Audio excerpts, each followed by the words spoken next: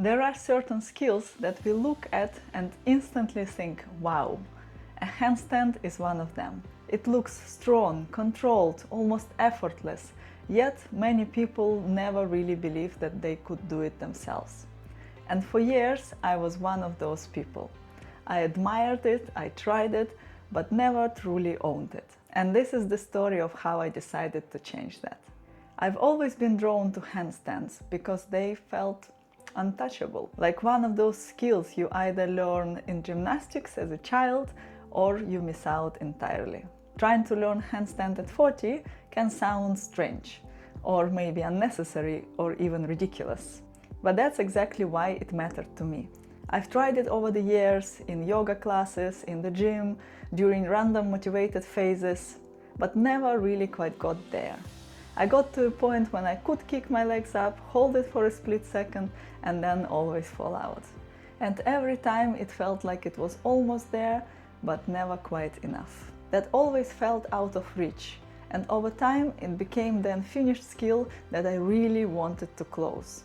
I got inspired by a friend doing a 100-day handstand challenge. She told me that 100 days of dedicated practice really made a difference for her. And that was it, the real proof. Not someone from social media, but someone who I really knew, and she achieved it. I could not fully relate to a lot of people online, because a lot of them are athletes and they've been mastering their skills for years, some of them maybe from childhood. And while I am a fitness instructor now, I have not come from that background, and my body has not come from that background either. I come from years of sitting at a desk doing a 9-to-5 job and only learning some cool physical skills as a hobby. I got really excited about headstand about 10 years ago. I went to a yoga class and saw someone just casually holding their headstand like it was not a difficult trick at all. And I thought to myself, wow, could I do the same? And luckily for me, my yoga teacher told me, yes, you totally could, but you just have to practice regularly. And that was it. I got really hooked. I was staying after my yoga classes every time, trying to get into my headstand. I experienced many falls, many fails. It didn't happen on day 1, it didn't happen on day 5 either. But a few months of dedicated practice really got me there. I was so proud of myself for being able to hold a headstand. It is still in my practice today, and it became just something that I can do, whilst handstand remained an unreachable goal. So I made a decision. I set myself a goal, handstand by Christmas. And I decided to commit and see what would happen if I truly showed up for it. Daily dedicated practice. No shortcuts, but also no pressure to be perfect. At the time, I was dreaming about being able to hold a handstand for about 3 to 4 seconds, and I would consider that a success. So I started practicing on the 1st of September.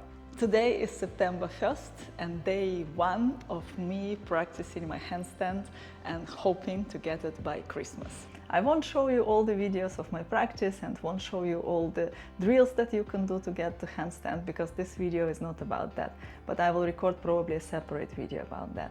But I was so curious to see where this dedicated practice could take me by Christmas. And of course, there were failures on the way. By the end of September, I had quite a big holiday coming up with my family, so I had a couple of weeks break, and after that I thought, okay, my goal is just not going to happen. But because I was so dedicated also to record this video, and I really wanted to have some kind of result by the end of the year, I thought, all right, it was the beginning of October, I still had just under 3 months before Christmas, and I thought, what's the worst that could happen? So when it came to practice, I already had a couple of advantages. First of all, I was not afraid to kick up in the middle of the room, because I've already learned how to come out of a failed handstand. And I know this is the fear and barrier for a lot of people, so if you still don't know how to do that, that's something that you need to learn. The second advantage is my core strength, because I do a lot of core conditioning in my aerial classes, and that's something that I really take for granted in a way in my handstand practice, because I just did not need to allocate time to that. So I decided to find those online handstand drills and focus just on them.